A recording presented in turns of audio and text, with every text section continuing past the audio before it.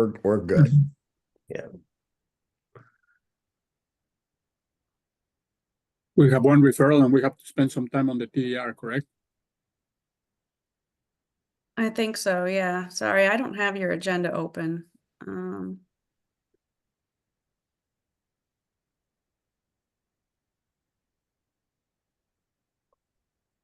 I think there were 3 items on the list.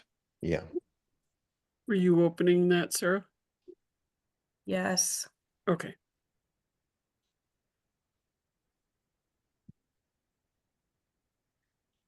Yeah, last week I was caught by surprise with that solar project. I didn't know that they could apply to the county without applying to the town. Hmm.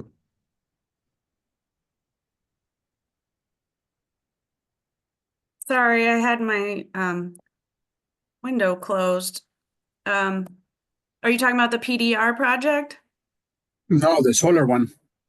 Oh, they have applied to the town now officially. We did receive it the other day. But I don't know, this one is going to be strange because they're using a route that may just go right above us.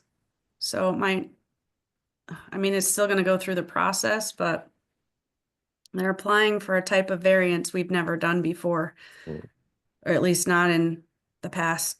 Is that Decade, directly to so. the state or is it through the town? It's through the town, but it's a variance using it's about public utilities, which is going to give them Yeah, it's the just going to be a governor, different type of review. the governor has a goal of having, I can't tell you how many gigawatts of renewable energy by 2030. And that because of that, there is, I think there's a new rule from the state that allows solar companies like this to appeal to the state directly and be over and override the town or even the county. It's just something that I heard a long time ago, but So how big is this project then? How many acres are we 20. talking? Well, 20 acres is what they're proposing for solar, but Yeah. we will lose about 35 acres of agriculture Altogether, because the yeah. way that they design it, and they were explaining it in the county meeting. The northern part of that field has a gas pipe going through it, Yep. so it has a lot of problems with the because of the gas pipe in there. The drainage is not a good drainage system, so you cannot really productively harvest the northern part. So Mhm. if they take away the 20 acres in the bottom, you're pretty much giving up all 35 acres of it. where is it located? Do you know if you take New Michigan Road, Mhm. if you go from my place towards New Michigan Road, you turn on Cooley Road left, and as soon as you turn into New Michigan, that corner there to your right. Oh. Well, that's interesting. It's farmed by the Brocklebanks. Yeah. Correct. And the Brocklebanks are applying for purchasing of developing rights of another parcel farther north that it looks like they're trying to exchange for this.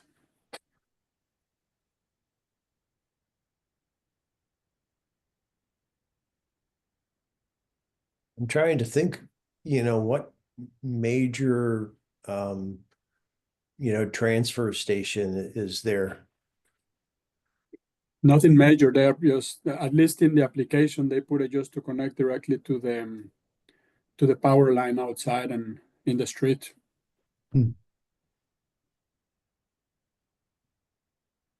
gonna have to put something there to be able to enter in the solar power into the system.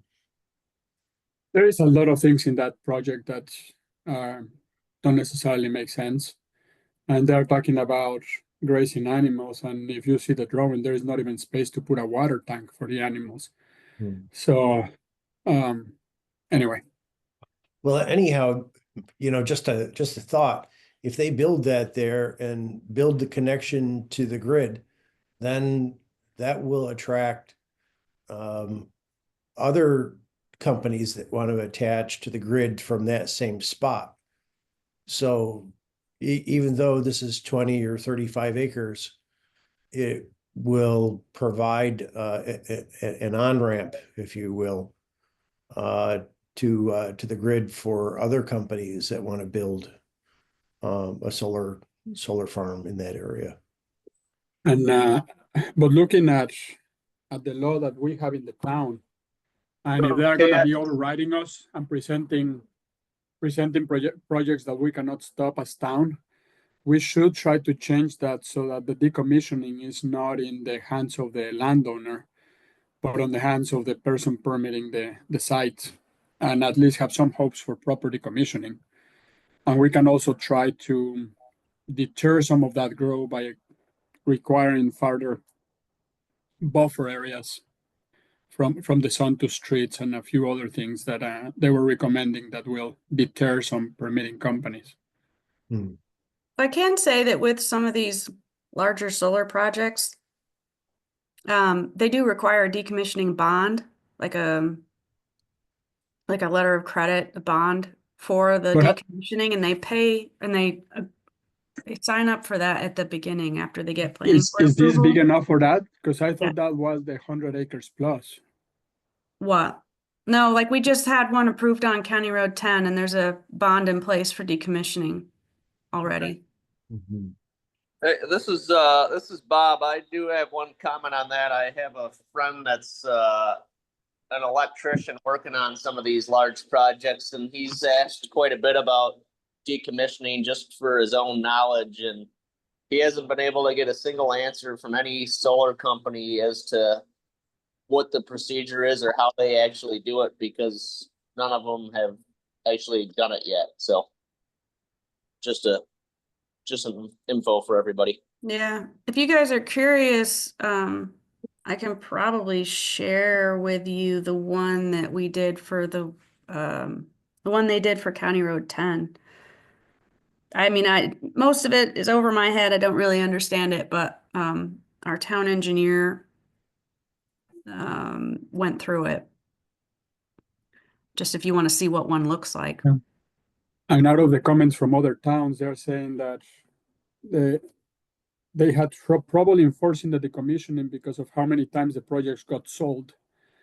And the more I get to know these projects, they are intending to sell them from a company just doing the permitting and then selling it to someone else to do the development and then selling it to someone else to do the management. And by the time that is time for the decommissioning, it's probably 5 companies away from the ones that got the permits. So as long as we can get a bond that is big enough to actually do something on the decommissioning, I'm okay with it. But I feel that just leaving it to the goodwill of the company operating it, we're going to have trouble.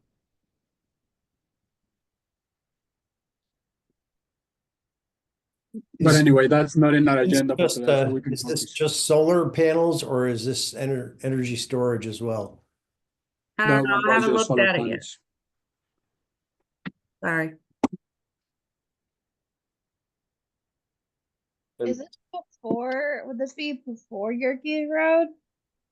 If it's, Yes. I'm good with that. Yes, before your keys. If you're heading north from County Okay. Road 30.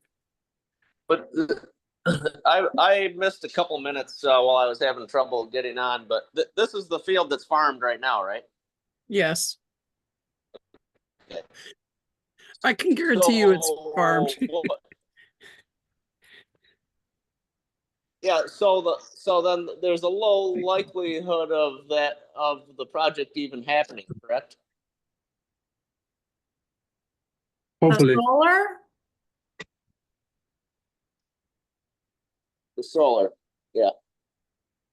I mean, it's not allowed under zoning, but they're applying for a variance, a use Okay. variance, under the provision of it being a public utility. So there's a, from what I'm hearing, there's a good chance they'll be able to do it, even though our zoning doesn't allow it.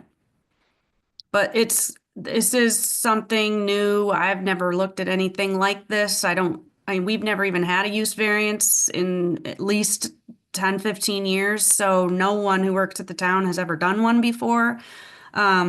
And so our town attorney is probably going to be heavily involved in the review. So all I know is it came across our desks officially on Monday night, even though we knew it was coming. We've known it was coming for probably a couple months now. But so we haven't really even started looking at it in detail. Fernando, you probably know a lot more about it at this point than we do, because you've been looking at it already. I shared the document that they sent, right? And the most useful discussion is the email that I shared with the group, but there was some other discussion on they look out the town of Canandaigua solar code, and that's where some of those things came up that were red flags for us to read. Hey, Fernando, your microphone is covered up. Is it? Oh, Maybe we can hear you now. Maybe I was just a little too far. Yeah, probably. So No. All right. who grants the use variance? I'm having trouble hearing anyone, so maybe it's me. Well, I can't hear Bob either.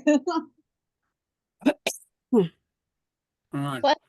I'll try to speak louder. So yeah, I mean, when we got to that discussion, You can there was right now. good discussion last week. You keep coming in and out, Bob.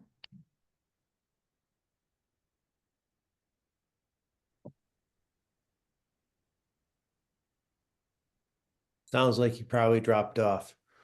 No, he just No, muted I'm- himself. I'm outside right now, and maybe that'll be better. Can you hear me better now? We Yeah. can hear Yes. you now. So who grants the use variance? The zoning board. Okay, so the zoning board could stop it then if they wanted to. It depends. There's the whole public utility thing. Again, I don't know. It's still too early to really have any idea what's going to happen.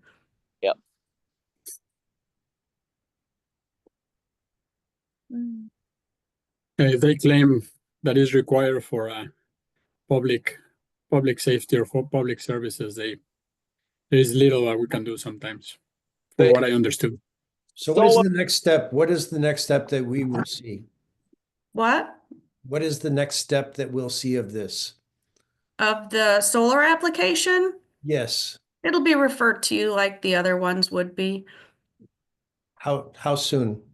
It hasn't even been reviewed yet by our office. Probably not until May. Okay, that's not bad. So it's something that we'll come across again and just go in more detail at a later date. I mean, you haven't even gotten it yet, so yes, you will be. It'll be referred to you for the first time, probably no sooner than May. Well, our comments now is it's definite loss of farmland. I don't have any place to put your comments yet. Well, I've only logged on. We would get all of his input. I texted him like, "You're missing a discussion about solar panels." He'd be up for it. All right, so should we dive into what's our topics for today? Yeah, I do want to welcome Danielle. She has logged in, so she reached out and wanted to become a new committee member. So this will be her first intro into what we do. I guess we can go ahead and do introductions first and then dive in. Or if you want, we can do it at the end. You guys let me know. Come on, do it. You can go ahead and introduce yourself and lead the way. All right. So, my name is Samantha. Danielle, I know you reached out. We know each other through 4-H kind of. So I grew up on a farm in Canandaigua. My brother, who is the co-chair, I don't know where he is right now. But yeah, we grew up on a farm in Canandaigua. I helped out a lot when I was in school. I worked at Bob's farm too, actually, in high school, so that was fun. I went to Cobleskill for ag business and decided that it was not something that I wanted a career in. So I took a step back, but still love agriculture and wanted to help out. And I found the committee and then eventually became the chair. Yeah, we can, whoever's ever next, if you guys want to introduce yourselves, go for it. Let me go ahead. My name is Alan Taylor. I'm also kind of new to the committee, just started early this year. My wife and I live in Canandaigua. We lived here for about 10 years.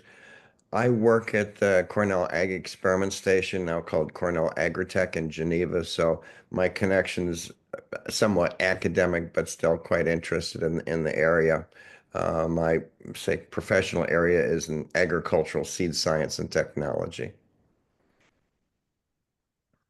Um, my name is Bob DiCarlo. I have a dairy farm on Cooley Road in Canandaigua, and I've been on the committee since the beginning, and I'm stepping off of the committee now. So it's good to see that we have some new people coming on.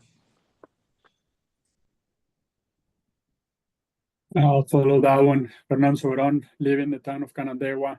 I've been in this committee since it started. I work in the dairy industry. I'm a consultant for the dairy industry in New York and Pennsylvania. And that leaves me, I think. I'm Tim Riley. I'm your neighbor down the street. That's probably all that you really need to know. But I've been with the committee from the very beginning. Plank, I helped write the ag plan, and welcome. Thank you. Is there anybody else that? Yeah, well, I think we Hey. met. I'm Sarah Reynolds. I'm the town planner. I've been with the committee in a staff role on and off since the very beginning. And so I come in to share information from time to time and answer questions when I can or offer support for the committee however I can. So I'm not always here, but I'm around. And I'm Kim Burkhardt. I'm currently the staff contact as well. And I kind of help run the meetings and get the agendas out and the minutes out. So pleased to meet you. We are missing one person. It's nice out, so he's probably out doing something. My brother Tim, or he'll just pop on later. But we can go ahead and call the meeting to order. Actually, well, Danielle, why don't you go ahead and do a background for you before I start? Yeah, I live in the town of Canandaigua, lived on a farm my whole life. Have beef cattle and pigs and chickens and horses and all sorts of stuff. We also have a hay farm. And yeah, I was really interested in joining because I'm in real estate, but I also am very passionate about keeping farmland, especially in our area with the developments going on. So it's very important to me to be a part of this and make sure that that happens. So It's good to have you. thank you. Welcome. Thank you. Okay, let's go ahead and get started. I called the meeting to order. Looks like we only have a couple referrals on today's agenda. Tim, would you be able to bring up the first one? On Parkside.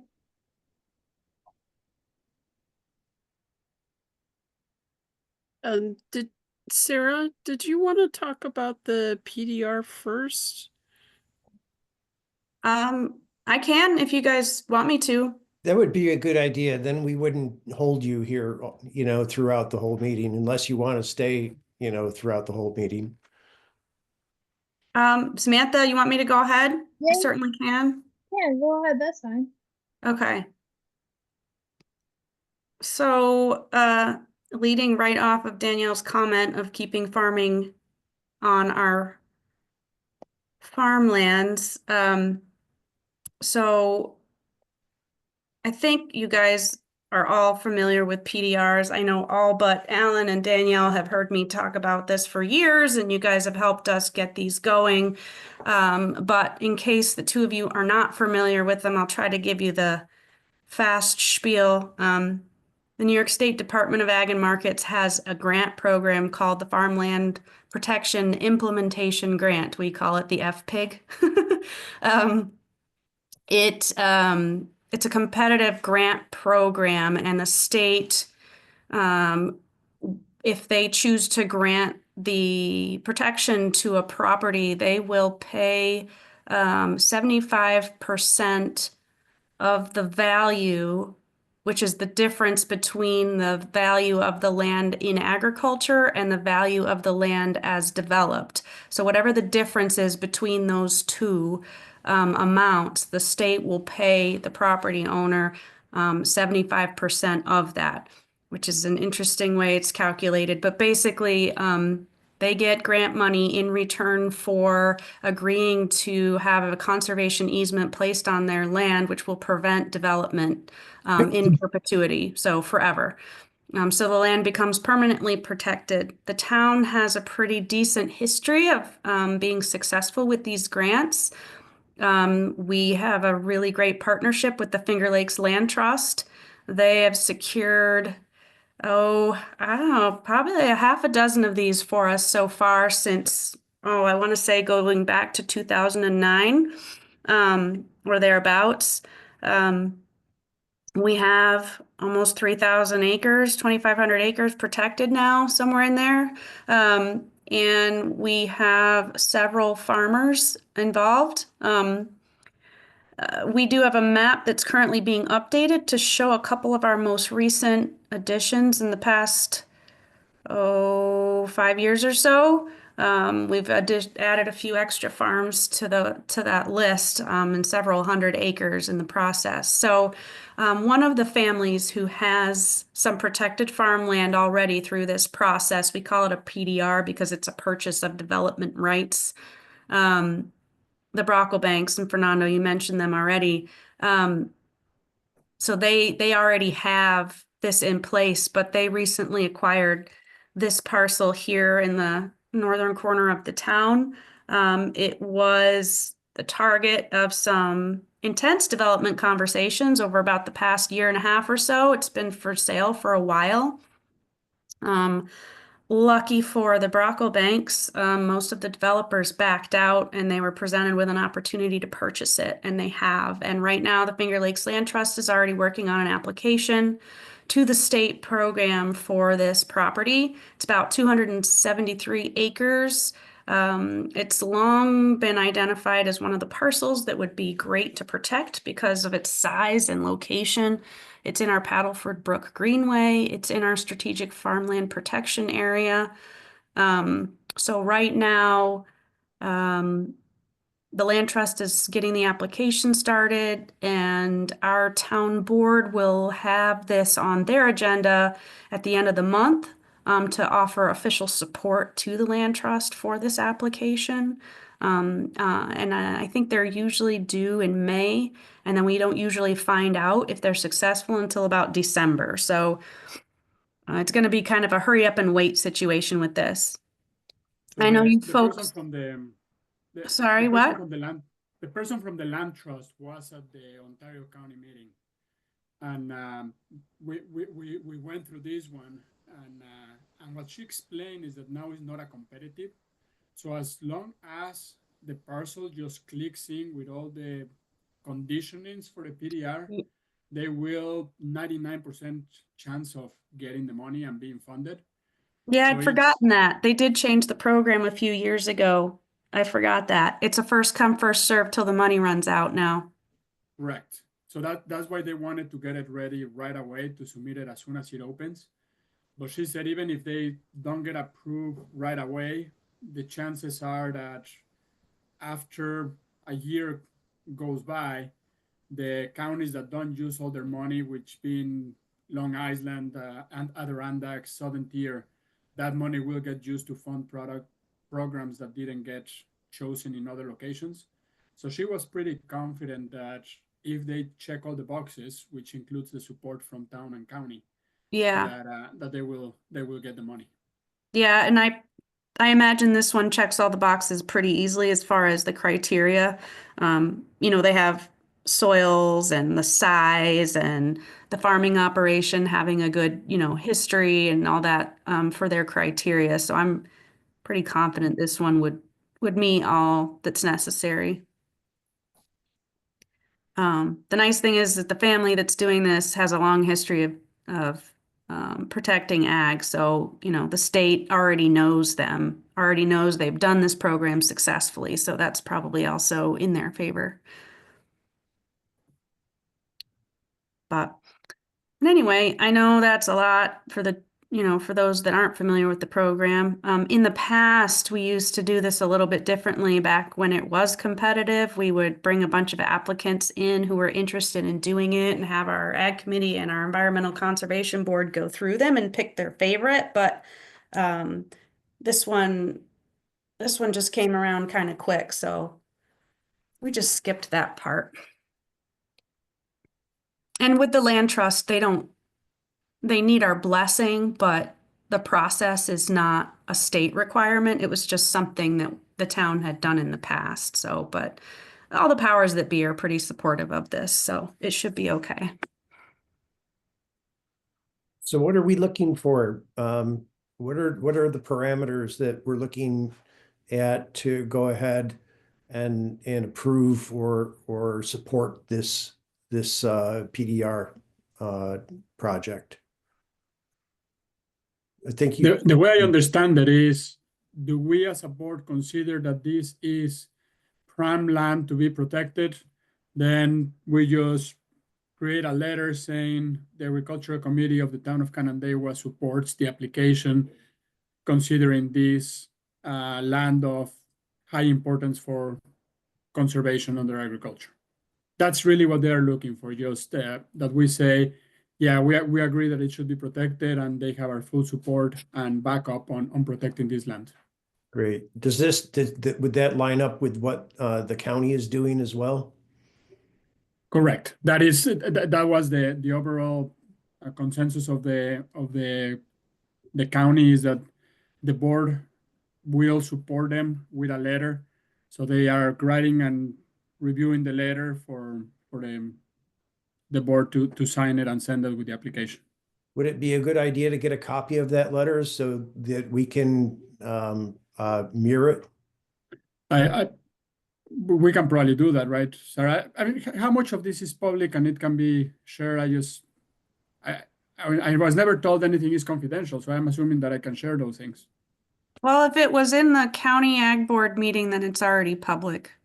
Okay. Technically. So yeah, but they are writing the letter now. So once we get it, we can use it to show some of the wording. But we should probably now vote to say that the town agrees that this is prime land for protection, and that will support the purchasing of development rights for this land. Should we add that it's adjacent to other protected PDR land? Yeah, I think that the fact that it's in, as Sarah said, right, part of Rogue Bryan in our agriculture protection area, plus nearby other, plus with pressure, there is so many things that we can put in there. Okay. I have to draft a letter for the ECB that will probably be much similar. Do you want me to take a shot at drafting one for the Ag Committee and sending that out? Yeah, if you can. I will make the motion first to say that we should support this project. I second. Or third. All in favor of that, or Timmy, did you want to add something before we? I'm in favor of a PDR for that property. Yes. All in favor for having a PDR property? Aye. Say Aye. Aye. Aye. Sarah, while I have you, I've been trying to come up with ways that what we can do to like show that certain lands are underneath the PDR. And I was just thinking, like, you know how, well, not those like gigantic signs, because you've mentioned in the past that they are really expensive.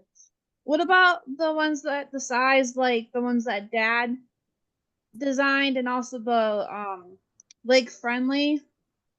Like, this farm is lake friendly. They're a little bit smaller. I think there are other options, right? So like there are companies out there that will make outdoor weather safe signs made out of the same materials that like all of our road signs are made out of. Yes, like the farm friendly community signs, that potentially could like be designed and made and placed, obviously with the owner's permission, but at the, along the road in front of all of our protected farms. I mean, there's other options. The one that the Genesee Land Trust used, is really, really nice, but yeah, it's like $2,000 or something crazy. So Those were cast iron, right? yeah, I mean, they're like the historical marker signs. So they're nice. I mean, they look nice, but I mean, yes, you guys could come up with other options if you wanted to. The farm friendly community signs, our highway department actually made those after we created the digital design. I would not volunteer that up without hearing from them first. So I don't even know if that's an option, but you can have them made online. I had some made at my house because trucks kept getting stuck at my barn. So I made no U-turn, don't enter, private property. And it was like $120 for a couple of signs that are just as sturdy as any road sign you see out there. So there might be other options for you guys to look into for And then actual physical recognition. okay. What's our budget again that we have? I don't know off the top of my head. I can let you know. I could probably send an email out later. Okay. It's not something that like I want to go and get them all right now. It could be just like a slow process of adding, probably starting with the farms that have had the PDR the longest, and then working up to the ones that are new. Yeah, like the Hicks farm and the Weifels farm, those were the first two. And then Catalpa, Brock, yours, Purdy's. That's pretty much everybody. Right. I will, I guess, just shop around to see quality and prices and bring it back to our next meeting. Oh, sorry, I'm screen sharing. I'm gonna make myself a note real quick before we stop.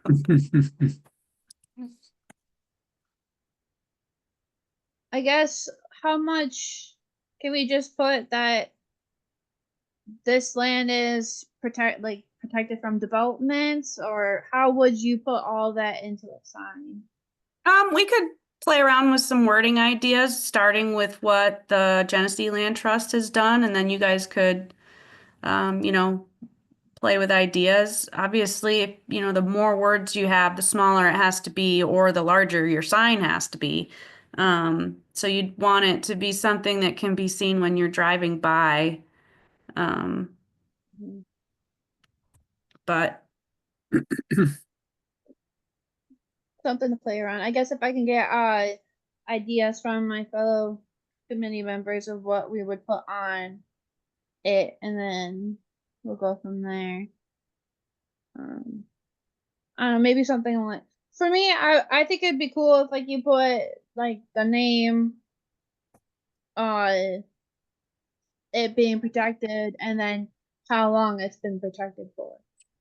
Why don't we start with what others have done and then modify from there if we can get examples of that. yeah, I can gather some information, what's out there now, what the other ones have done, and then maybe some examples of types of signs. And then, you guys can go wild. Cool. And I'll check your budget too. And it might be something that you need to purposely budget for, next year. You might need to ask for more than you usually would so that you could do it. Okay. Yeah, I'll just make another comment to kind of reiterate another point already stated. If that land becomes protected farmland, it's in an area where there has already been some protected farmland, Brocklebanks, so Pritchard's, Yep. in that vicinity. So it would be a nice additional property to that area to be protected. And in a way, that kind of greater outside area right here, I mean, look at the development right in here to the north.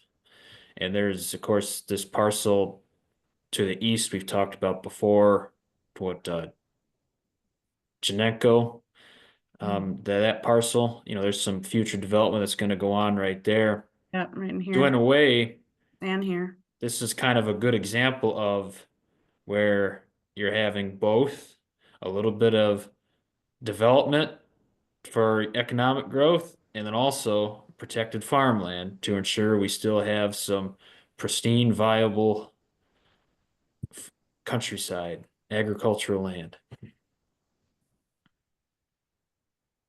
Yeah, Tim, that's a great point. The town can't stop growth, but we can try and guide it where we want it to be.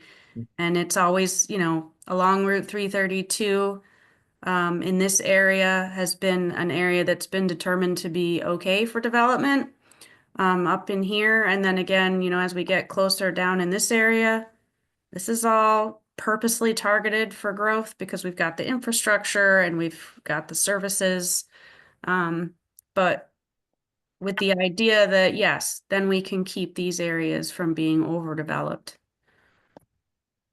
It's a balance. I'm all for protecting that piece of land. Yeah, it's nice. The people who used to own it, we asked them maybe about 8 years ago if they would be interested in putting in an application for a PDR, and at the time they said no. Because I think it was, maybe a retirement plan for them to be able to sell it, which is understandable. But I'm just grateful that it's working out this way. I'm grateful that the Brocklebanks were able to step forward when they did.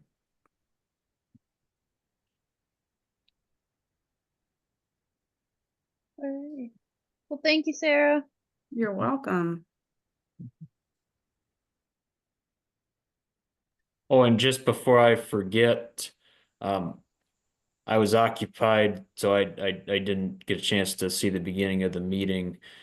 And what was our comments about the proposed solar project? We don't have that one for review officially, so we were just talking about it. We were discussing what we would be saying, but we will see it in the committee by May or later. Because the application just went into the town, so we don't officially have it for discussion. Okay, I just send a preview based on what they submitted to the county. gotcha. Well, I can say I'd be concerned about having a big solar farm in Canandaigua with that. That would bother me a little bit. Yeah. I think everyone is, but what Sarah was saying is that the way that they apply, we may not have a way to stop them. We might not have a way to stop them, really. That is as I understood it so far.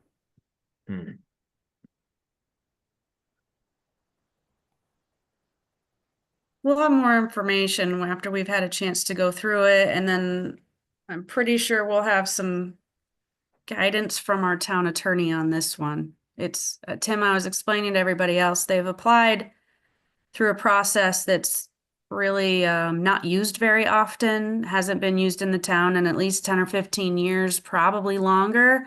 And for a solar project, probably never. So There's a lot of unknowns.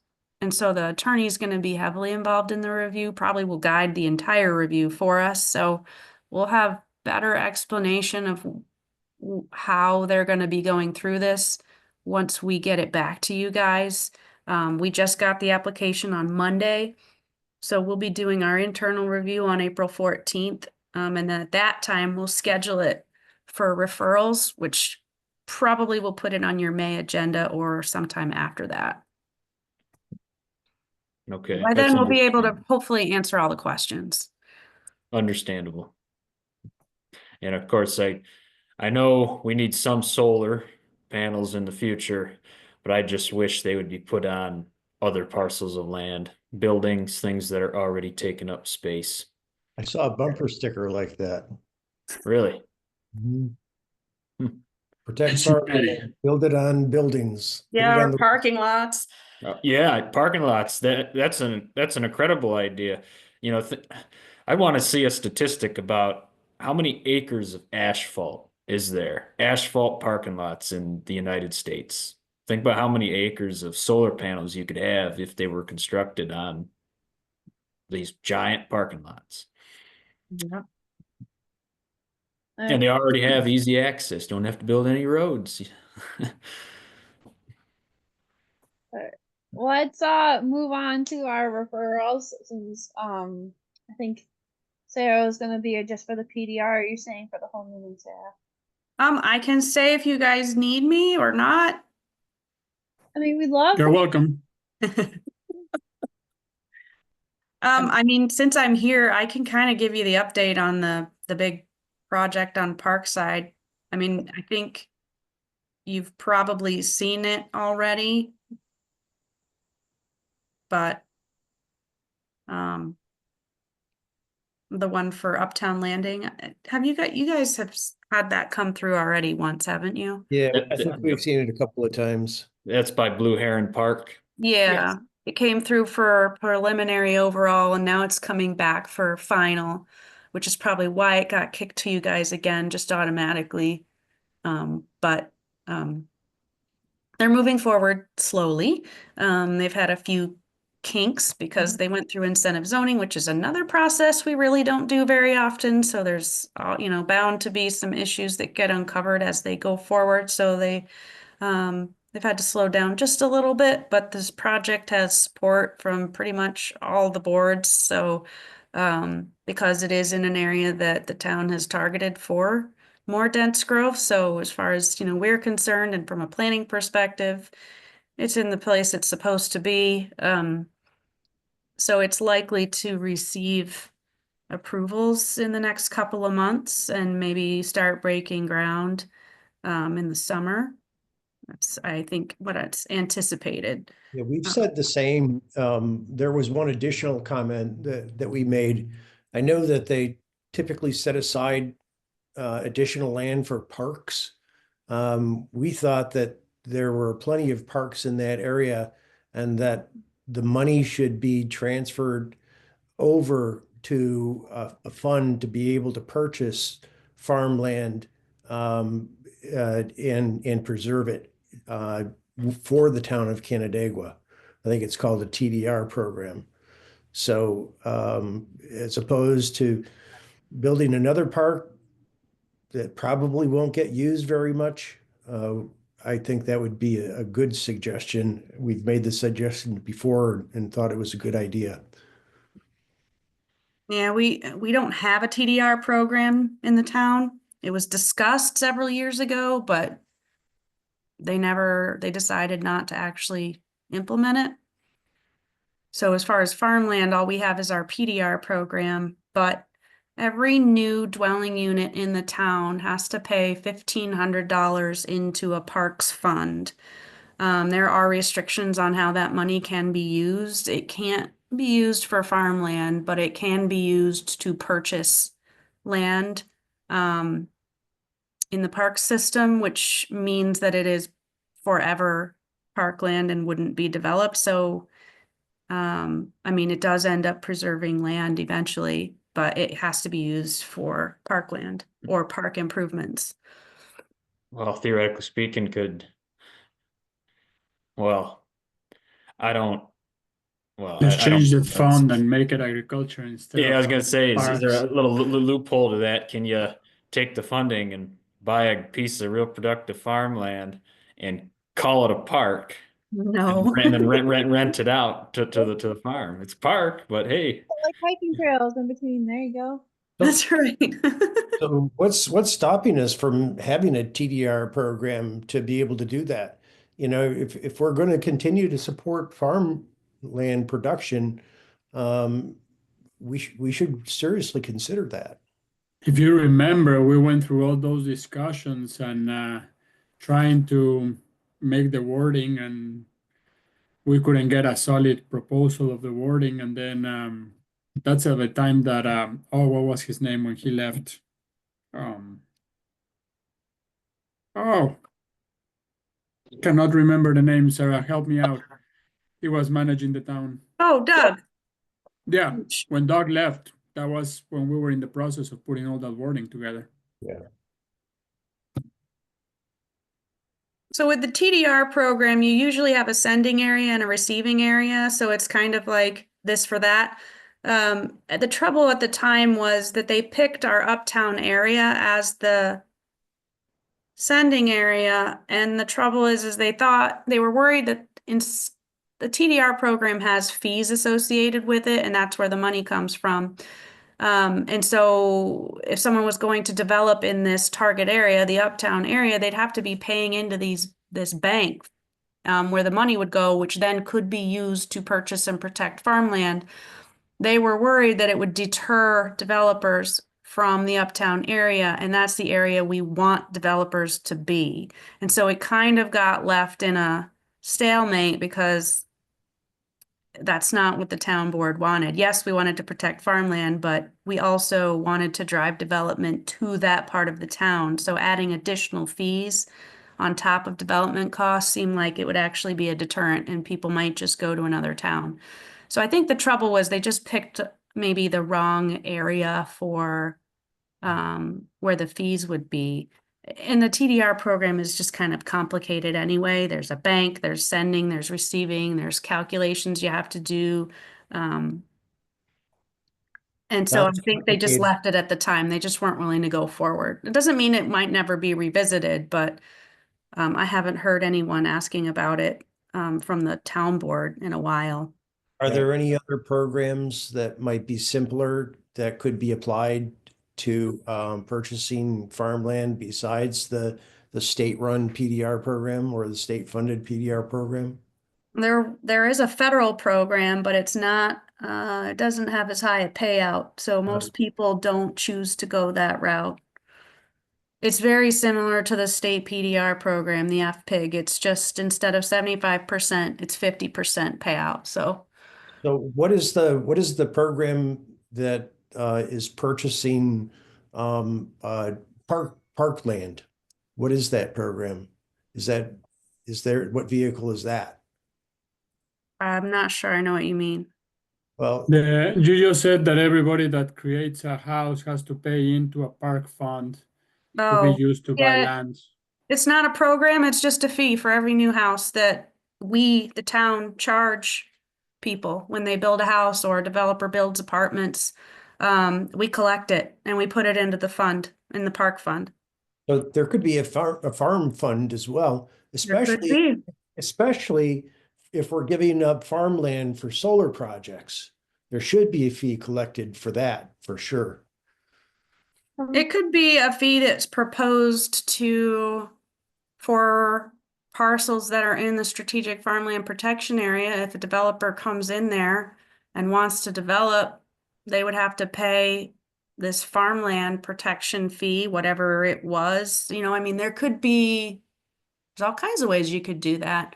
Obviously, the town board would have to want that, but yeah, I mean, it could be another add-on fee.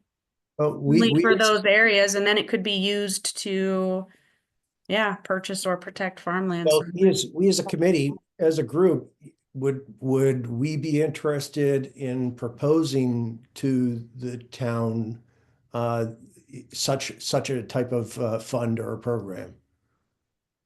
I'm interested in proposing that. Yep. Yeah. Or something of the like, if So not maybe that. we should put it in for next meeting to have some wording examples of how we can propose that to the town. And Sarah, you know better than anyone the process of do we need to put in the wording that we want into law, or do we want to propose the idea first and then work on the wording? I think it would be helpful to know if someone else is already doing something like this, which I don't. I don't know, I mean. And then, so the funds themselves, we don't, that idea wasn't created by the town. The state comptroller's office dictates all of our funds and how they're used and what they're called, so we have a parks fund, but there's rules on how it can be spent, and I don't think we made those rules up. I think they came from the comptroller's office. So there could be a fund like this out there that other towns use already. But yeah, long answer short, yes, you could just as a committee or individually go to a town board meeting and bring this up under privilege of the floor, or ask for a presentation time at a town board meeting to discuss the idea, without having something solid in place to propose already. But it probably would help to know if it exists somewhere else. I'm not exactly the sure next what to step- even look for. Yeah, maybe Who the would be next step, the right Sarah, person to do for that? I can ask our finance person if she's aware of anything. Would you for us? Yeah, Thank you. Thank you, Sarah. sure. I'm adding it to my notes. Thank you.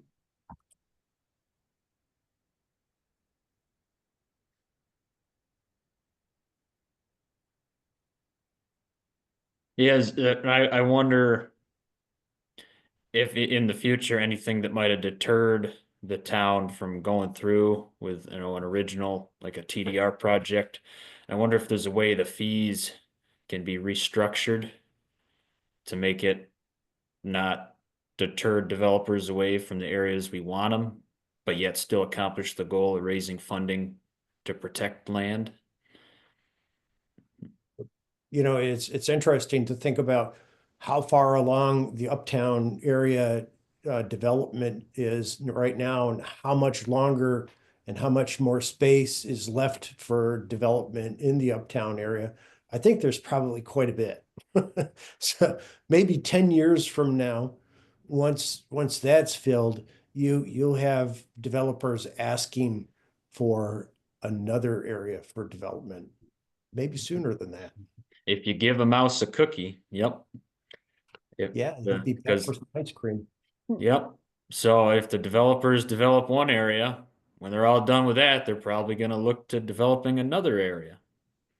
So I think, in my mind, I think, timing is of the essence. Now's the time to get as much farmland protected as possible, so that when the day comes that there's no more land to develop, the developers move to another town, and our town is left with a good ratio of economic areas, for, housing and industry, and also farmland. When's the next town board meeting? I should know this. April 21st. Is this something that we want to go and maybe talk to on April 21st, or perhaps in the month? I propose we research a little bit more, and if we have examples of other towns doing it, or wording that can be coming from the state, that it will be better heard by the town if we give them more information than just saying, hey, we want you to charge a fee for this, but we have no background of how you're going to do it. Yeah, I agree with Fernando. I think you guys will have much better luck if you have something put together and everybody's on the same page. All right. All right. So, Sarah, you will contact your financial person to see? correct? Yeah, so I'm gonna talk to our finance person because she's familiar with all the funds and stuff, and she may, already know if that is something she's ever heard of. And maybe kind of poke around some other towns that are in the farming areas and see if they've got anything like this. There are some towns that have open space as the tax part of property taxes. So like it's just another piece that's collected. I don't know if it's a flat fee or based on value. I can't remember, but so if farming is considered open space, so there's other ways you can do it too. I mean, our town board hasn't really done that before. Our open space fund that we have now is something that they just put money into from time to time. It doesn't automatically grow. So, yeah, I think like a fee or tax. I mean, there's probably examples out there that I can find. But I'll let you know what we find out if and if you guys come across anything, let me know too. Alright. Um, we already did we actually officially we gone off track so much, I don't know what we did. Did we vote on this project yet, or I know because you were saying that in the past we voted on, could we just put the motion for us to use the comments that we did in previous meetings for this particular project near Heron Park? Is it Heron Park? Blue Heron Park, Heron. yeah. Okay. I guess all in favor to use our thoughts from the previous meetings, say aye. Aye. Aye. Aye. All opposed. Okay. All right. We can move on to our next referral.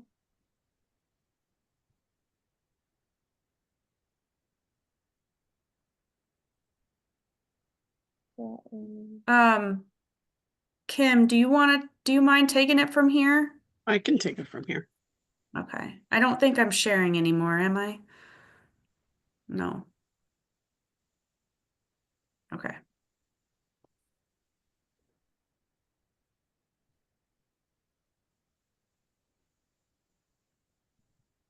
All right, we did the Parkside Drive, which was the Uptown Landing. Now we have Route 21, which is a subdivision. They are looking to split a 23-acre parcel into 2 lots, one with 4 acres and one with 19. I can bring up Encore for that.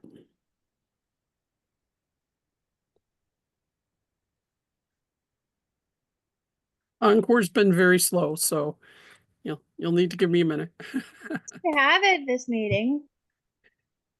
I didn't have it last time. Do you know anything more about this one, Sarah? I already closed my agenda. I forgot. No, that's okay. I was just filling This is some- this is just a subdivision, right? Yeah. Which end of 21? Is this out by me or heading This towards? is on the west side of 21 headed towards Cheshire. Oh, so it's up by me. Yeah. Okay. I live on Dual, so yeah. I think is this right by the nursery? Yes. Yep, right across from it. Like down a little bit, but yes. Well, my answer's already no. And I can bring you up their survey plat. Is this the one that was for sale last year that came to us, or is this the one that's currently for sale right now? Because they're right across the street from each other.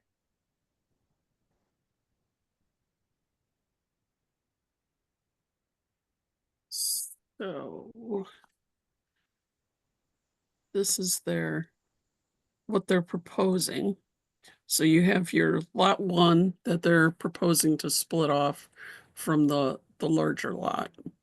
And this is the lot.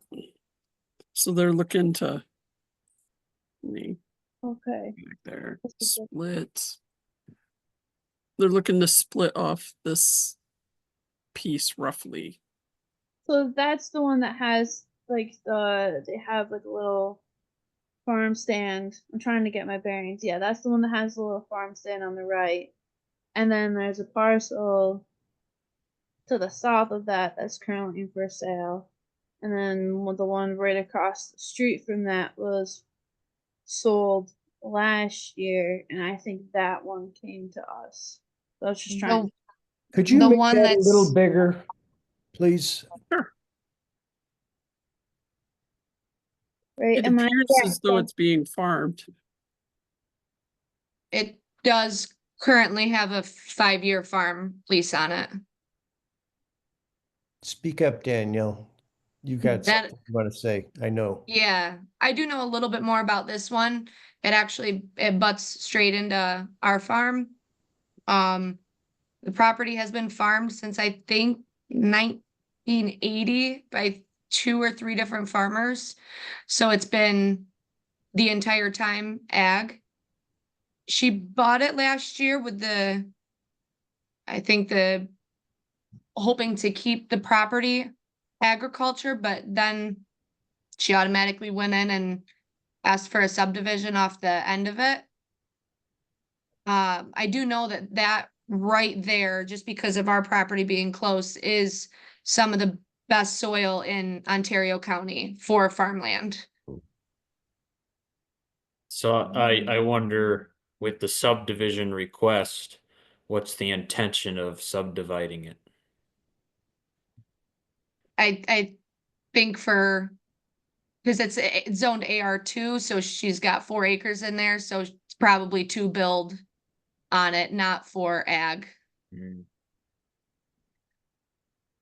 Just because I wonder what else would she be subdividing the property for if she intended the property to remain farmland? Yeah. And then that goes to say that what happens in a year from now when she goes to start dividing off the other top lots and the other 20 some acres for residential as well. Oh, so you're saying so she also has the one that's up not hill from the yellow line, right? Yeah, so that entire yellow outlined area is about 23 acres.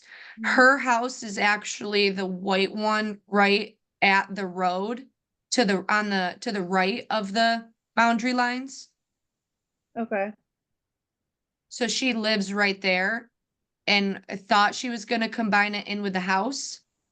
And you can see her field kind of juts out a little bit into the farmed space. I think the farmer rented that corner. But she's just dividing off that 4-acre parcel on the bottom, probably to sell as a residential lot and build on. Just as a background, remember that we've discussed protecting farmland to the west of Route 21. And to me, this is definitely a loss of farmland in an area that is actively being farmed by at least 5 longstanding families in the area. Charlie Miller, the Suttons, the Pleasure Burks. Acres. So this would be from our perspective of what we discussed before, this would open up the flood dams. Perhaps that might be a little too dramatic. of development down 21 all the way to the town of Naples. I feel like this end of Canandaigua is just it should be designated for farms because of how good the soils and stuff are Yeah. here. And the views in that area. I think that's an important part of town to try and keep pristine. I pulled up the soil report on Encore, and it doesn't give a page, but it does say soil type, and it goes down to farmland importance, and it says all areas are prime farmland. Yeah. Hmm. I will make a motion that I'm extremely uncomfortable with this wanting to be a subdivision. I think, as what Tim said, it's just anything on this end of 21. As soon as one place gets developed, it's just gonna come. And it would, to me, to see that on this end of Canandaigua is just heartbreaking. Not something that I want to see at all. So I'll make a motion that this would be a very significant loss to agriculture. I would second that. And it would invite other development to the rest of that area. If the intention is to build things there. All the way from County Road 32 down to the Naples line, the town of Naples line is prime farmland. You know, honey oil soils, silt. It's just a gorgeous place with rolling hills. There are forests throughout here. I know that its historic value as an agricultural region is extraordinary. Its production of farm produce is incredible. I've seen all over this whole area, people are building grain bins and producing ag products, soybeans, corn, for not just the US, but for the world as a global bread basket to export throughout the rest of the world. It would be a very large loss, similar to the Paddleford Brook, the Brocklebank, the Stryker Farms. Everything that's up through that area is this is the southern reflection of that northern area that's already been protected. But we also have this semi-protected in the ag plan. So I think that just by referring that, basically saying any subdivision in prime agricultural land constitute a potential loss. And in this particular case, it constitute a potential loss of valuable agricultural land, just as it was written. I think that and we have the motion and the second, and I think we all agree to it. So let's vote. All in favor that this would be a significant loss, say aye. Aye. Aye. Aye.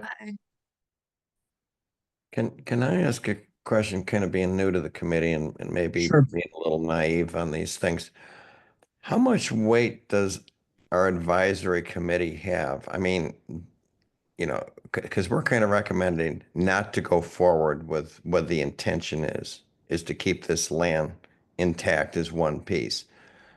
I just don't understand or know about the politics and things like that. I mean, if they really want to do this, can they kind of ignore or bypass, or, you know, what are the next steps? And I'm kind of looking for kind of the impact of our committee's recommendations in a matter like this, which would be a negative decision.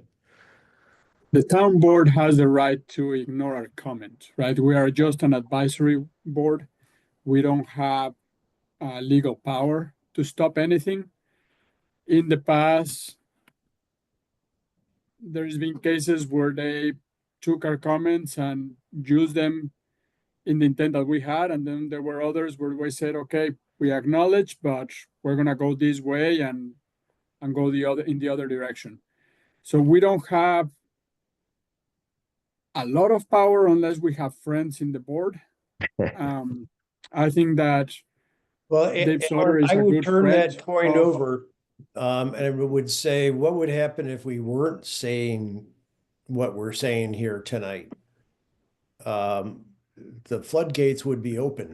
So that was the purpose of the establishment of the committee, to advise the town and on these types of situations. So I understand, and I agree with Fernando 100%, but it would probably, be worse if we weren't making these advisories. Mhm. Okay. I would like to think that if like if the board were to ever, because these meetings are recorded, so if they want to look at the recording, or if they look at the minutes and they see that we spend a lot of time discussing certain areas and we put in a lot of input of how we feel that how much, if this were to become residential or developed, how much great of an impact, I would like to think that they would respect our decision. But I mean, that's a kind of like, it's like 50-50. Like, yeah, like we're in an advising committee and we don't necessarily have a full a say. But we are all very passionate about this, and I believe our feedback is welcomed and they look at it. we have been heard in the past. I guess that's as much as I can Mhm. strongly say is they have listened to us in the past when we had tried to make some. So this And, is and an Doug was interesting- influential when he was working for the town, right? He definitely helped us move and development to different areas and deter builders, but we're just advisory. Yeah. So Alan, just back to what Sarah was saying previously, we as citizens of the town of Canandaigua probably have more say, by going to the meetings, maybe as a group. Yeah, I'd say no, not to interrupt you, Tim, but I would say if we're really passionate about having our voice heard about a particular project, we ought to all show up to a board meeting. Kim, when does this go to the town? When did they officially like discuss it? This is scheduled for the planning board, which is who you would be advising here, on the 22nd. But there was a question that just came up at the ECB meeting about if a variance was required for this one, because it's a thin, long lot, so there's a code about the width versus length.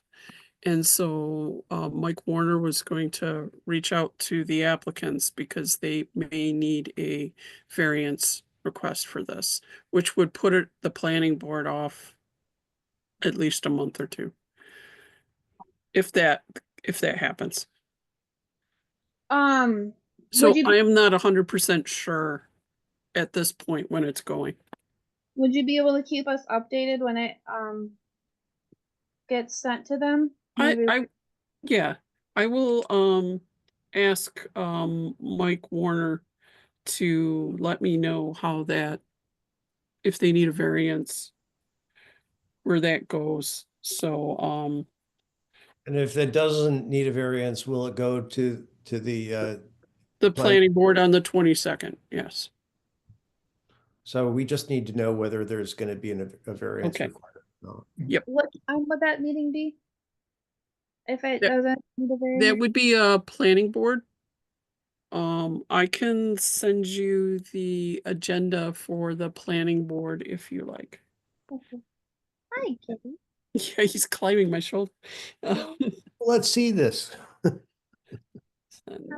Have I can do that. Yeah, I Um, think for this one, it's definitely important because if that small lot does end up going and turning into a residential lot, like I said earlier, what's to say the other 20 acres doesn't get divided here in the near future and all go to, a couple 4-acre, 2-acre lots and building on that prime soil. So I actually propose our statement should have a little bit more gusto since it's kind of an even more important site to talk about. Maybe we shouldn't just say it would be a significant loss of farmland. Maybe we should say it's a significant loss of valuable farmland in an area where, It's critical. yeah, it's critical. It's a critical farm protection area. It's another way to word it. Fernando, you're usually good at things like this. that was fun. Well, so much has been said, but I again, let's just go back to what the precedents that we had said in the past. And I said, this parcel is located in prime agricultural protection area west of 21 within the agricultural protection plan of Canandaigua. Subdividing it will put not only this piece of property in danger, but all the adjacent pieces of property, deeming them less valuable for farming. Therefore, we consider this a strategic move to limit the subdivision of agricultural land. And perhaps we should be looking for a PDR program for this entire area. We will require the willingness of the owner, and if it's the owner trying to subdivide, it's going to be tough. But yeah, we can always suggest. I appreciate the dialogue, and I think through this, you're getting stronger language to really make a stronger case of why you wouldn't advise for this parceling out to occur. So I think rather than kind of a thumbs up or thumbs down, there's some kind of meat behind the discussion and the rationale that the committee developed here moving forward. This is good.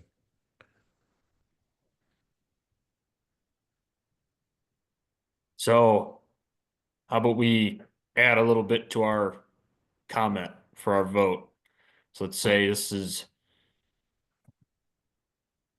Oh. our, Tim, we can just go ahead and add on that basically what Fernando just said. all right. I think that had a lot of, as you put it, gusto behind. So let's add those comments. So we don't need to revote on it. No. Okay, we'll add those comments. Once Kim gets caught up with our discussions, we can move forward to the next one. yeah, I will let you know if that does need a variance going forward, because that would change the timing of things. Okay. And I will keep you in the loop. Thank you.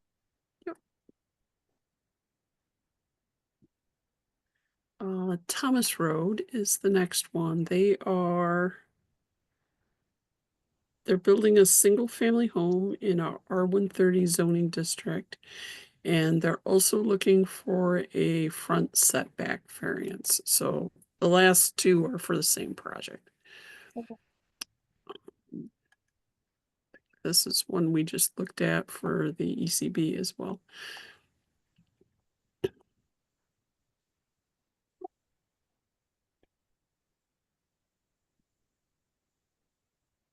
And I'll bring up Encore. Yep, it's the same one. They have a great big pond in the middle of their parcel. Let me get Encore so you can see it. There's a lot of housing around this one. So Is the lot currently being farmed? I do not believe so, but let me go there.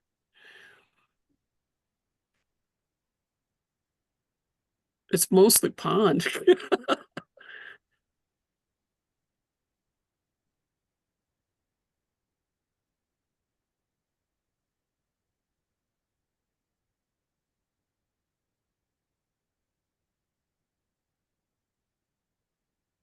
Okay.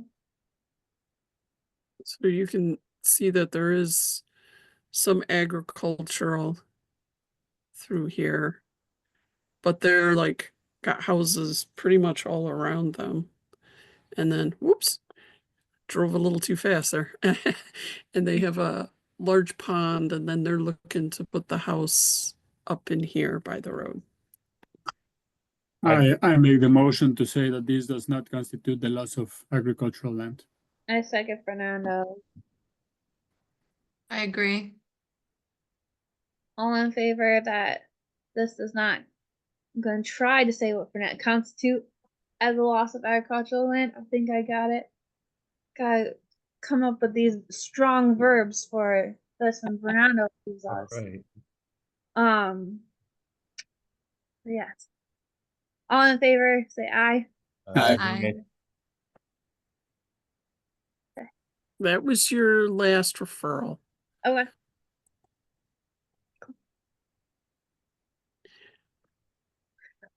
No. so we have, we're gonna have to consider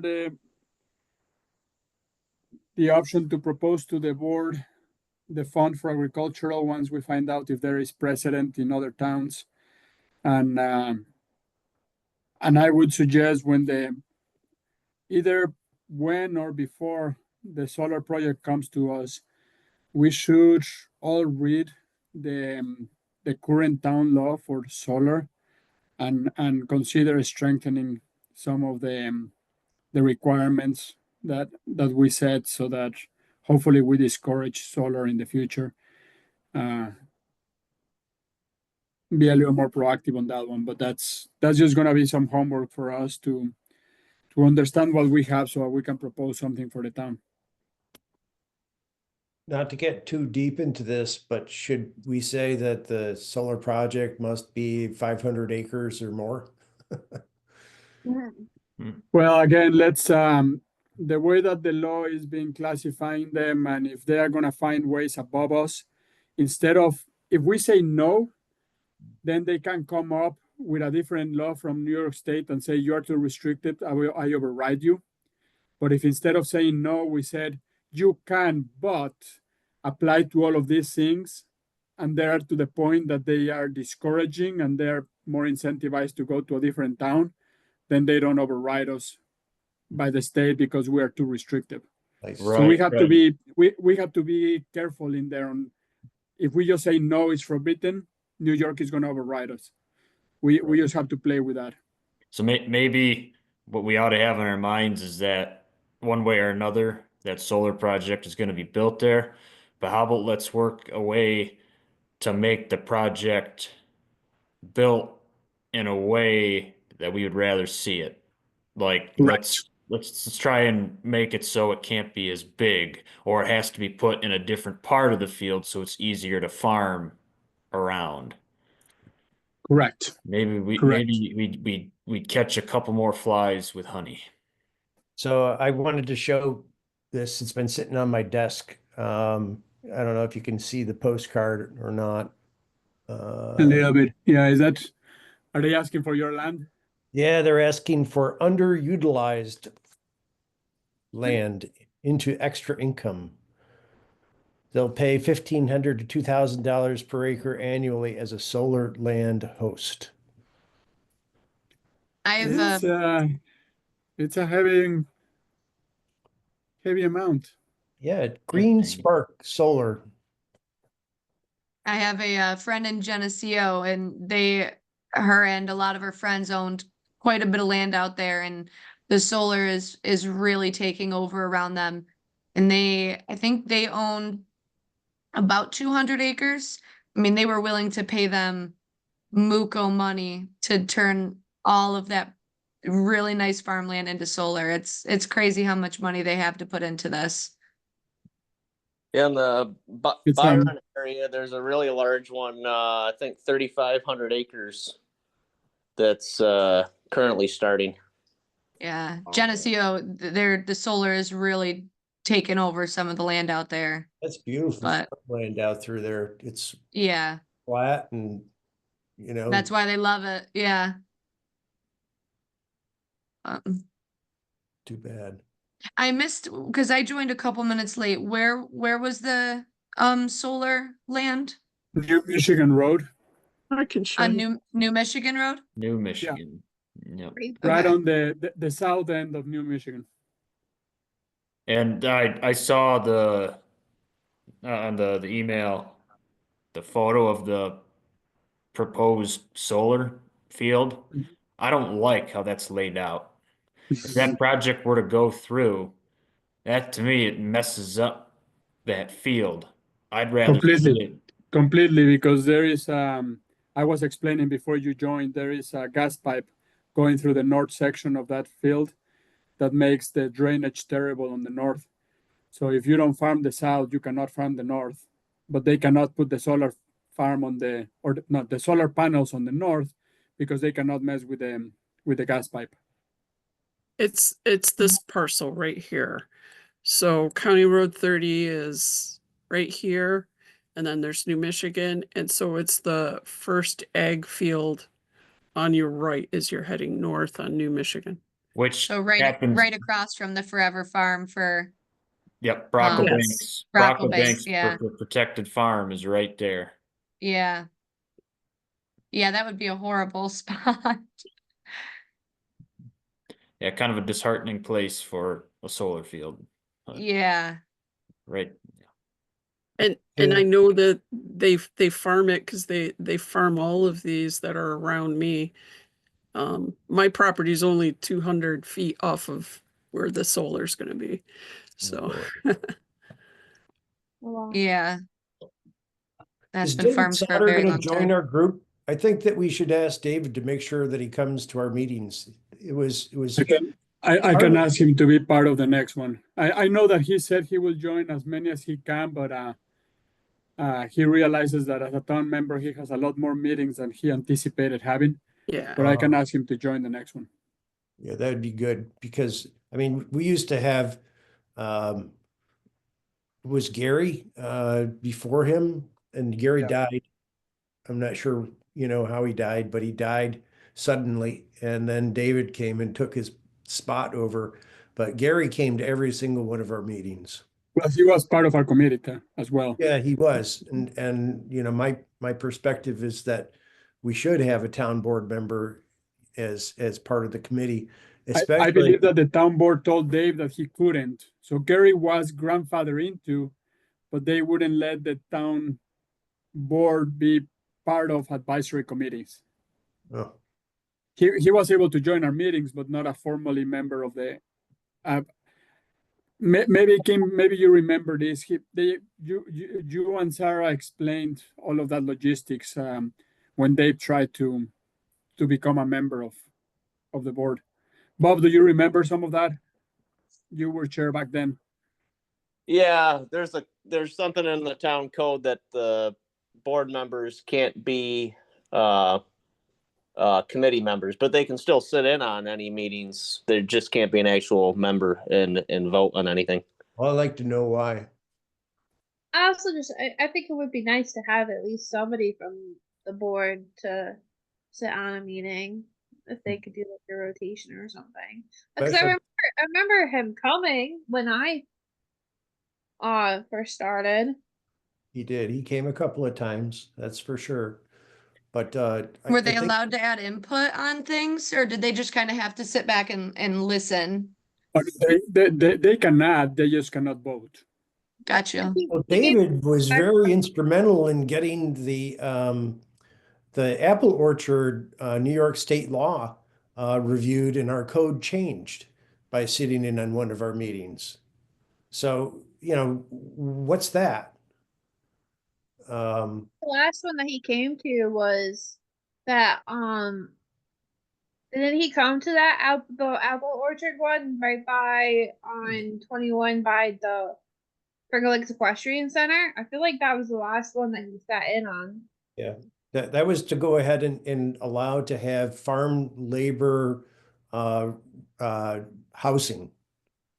And New York state law allowed for that the owner of the apple orchard came, and he was an attorney, and David took that right over, and the town law was changed, code was changed to reflect the New York state law within a couple of months.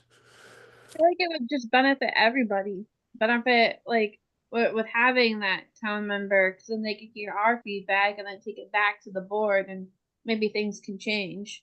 Yeah, I think we have some good ideas to share with somebody. I mean, to Alan's point, what type of power do we actually have? And being able to go ahead and hear our conversations, adding meat to the bone, may be really important for a town committee member to live it with us, to be able to strongly bring it back to the town. And Cameron, I'll definitely invite him and ask him to be part of when we discuss that solar project. I know he had the intention to coming and to as many as he could, and he has made a comment to me. He didn't know he was going to have that many meetings to attend, but he'll definitely make time for that solar one. I mean, if as long as it doesn't have to be the same person each time, I guess. If just like if they have any availability to sit in and listen. We also had Doug Finch would show up occasionally, every 3 or 4 months. Doug would come to these meetings, and Doug was really instrumental in putting this whole committee together, as well as the entire committee system. It would be really interesting to have our town supervisor to show up at our meetings occasionally. I think would be helpful. Yeah. They do have a new town manager. His name's John Falbo. That was the position that Doug had. You could always invite John as well. I didn't realize Doug's position was replaced, was filled. Yes. Let's see, That that was last year. I mean, Yeah. if we need to do the actual invitation, yeah, let's go ahead. But I thought that this meeting is open to anybody who lives in the town. It is. Right. So, I mean, they know it's happening. It's different to have a direct invitation of who would like your input, please attend, and there is another meeting in the town, because there are probably meetings 2 or 3 every night. Yeah. So we just have to make a point that we would like them involved in our next one.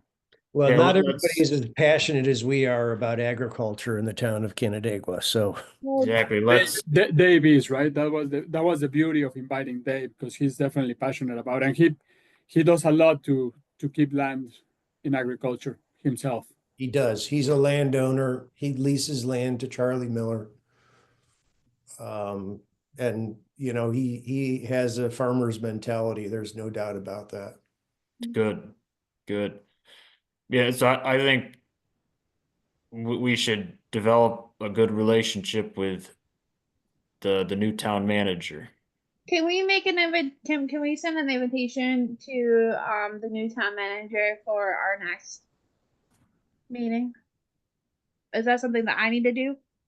Or Actually, it would probably be different coming from you, since you're the chair, than myself. So, I would find his email on the town's website, I'm assuming. Or, I can send it to you right now. okay. So what else do we have to do tonight? That was it. I mean, we can go ahead and this meeting was a little bit longer than ones in the past, so we can go ahead and just adjourn for the night. There was anything else on the agenda. I guess all I've heard. When's our next I- meeting? 1 second. You have the email, Samantha, so I just sent that to you. Thank you. Let me see, when's the next one? If we're going back to the second, it would be on the 8th.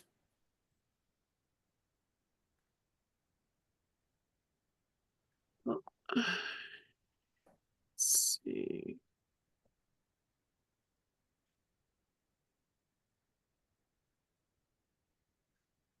Yep, would be the 8th. Okay, When are great. we gonna be able to meet at the town again, Kim? What's the plan? We will at some point. So the office area for the development office supposedly will be done by the end of May-ish. And What about meeting in the transportation office building? They have a nice conference room in there where we met a couple of times, a couple of years back. you would need somebody with access to that after hours. I mean, I could get you into the town, but I can't get you into there. Oh, come on, just stick a little, something between the door and the lock and we'll get in and out, no problem. Is that something that like Todd would be able to allow us access, or would that be something that actually like works over? I'm not sure who to ask. To do what? I'm sorry. Jim Fletcher? To meet in that building. Sarah should be able to do some magic for us on that regards. So If I know who to talk to, I can go and Call the town highway department, ask for Jim Fletcher. He's the highway superintendent. Yeah. It's his building. so just talk to Jim to see if we can use that place on May 8th at 6. Yeah. Oh, and but before I forget, going back to a point Alan had mentioned, about our power as a committee. Of course, we're an advisory board, so we don't actually have authority, but we have influence. But I'll say this. I think well, Sarah would be great in this conversation. I think she said that there's certain things the town board can do and certain things they can't do. But as far as the planning board goes, Kim, you can correct me if I'm wrong, but at that planning board meeting where the cell tower was being talked about, oh yeah. what was his name? Was it Capinelli? Or there was a gentleman, there was a name something like that. There's a gentleman on Zoom who was talking to the planning board, and it sounded like the planning board has the authority to deny whatever they want to deny. I just wanted to. Pretty much. I mean, Mr. Campanelli is the lawyer for the people that are opposing the cell tower. So Okay. he is definitely going to say things to try and sway the planning board in a particular direction. But Makes sense. if they have a good reason for denial, they can deny any of the applications that come in front of them. So like the subdivision, special use permits, site plans, if there are fundamental problems with those things, they can deny them, or they can send people back and say, this isn't working for us. Can you maybe do this or change it in this way? And that's actually what they did with the cell tower people. They asked them to move it to a different spot in the lot. So, so the planning board actually is a very powerful organization, and they have a lot of power. They're kind of gatekeepers in a way for development and other things happening in the town. And that's really who you are advising with your recommendations. You're really talking to the planning board. Now, what are the rules for being a part of this board and the planning board versus this board and the town board? You mean you Being could a be part of member both. of one of them. One, okay. So I couldn't be like really on your committee. I'm the chair of the Environmental Conservation Board, but I really can't be on more than one because, you know, I'm gonna start stacking the deck there. So Yeah, yeah. And that's why I was wondering. I mean, I do know somebody on the planning board. Unfortunately, he is he is out for this next meeting, or else I would go chat with him about some of the stuff in this meeting. I don't know if he has say if he's not going to be attending, if he can push for generally, anything. if they're not attending, they're not going to be voting on Yeah. the thing. But you can always talk with them and pick his brain. They do talk sometimes amongst themselves. You have to respect the open meeting law, so you can't have like big group conversations, but you know, Yes. one-off things between individual members, they certainly can do that. There is a Okay. decorum and you have to, you know, do everything within the law Yeah. or so. Guys, my chicken coop needs to be closed. If there's nothing else. Let's call it a night. Let them go. Let them go. It's I can been hear them. quite the meeting though. Yeah, this was nice. All right. But Tim, go ahead, take care of your chickens. Okay. Enjoy your evening. Take care. See you, everybody. Good night. Good night. Everybody. Bye. Good night.